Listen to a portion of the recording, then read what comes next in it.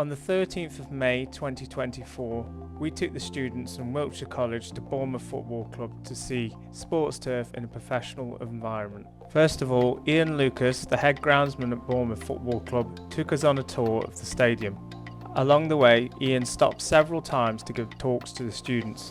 It was a fantastic insight for the students to see what had been learned over the past few weeks in the classroom in an elite environment. We have recently covered things such as turf reinforcement, establishing grass from seed, mowing, machinery maintenance, soil profiles and structures.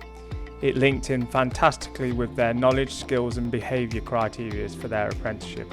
After Ian did a talk on the soil profile and removing organic matter and the importance of covering off a pitch after a season, we then moved on to the training facilities where we could see that the area had already been covered off, verti-drained, top dressed and seeded. This gave the students a fantastic opportunity to collect evidence for their portfolios.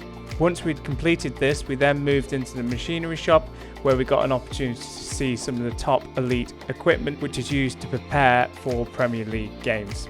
All round we had a fantastic day, and I want to say again thank you to Ian Lucas for allowing us to do this at Bournemouth Football Club.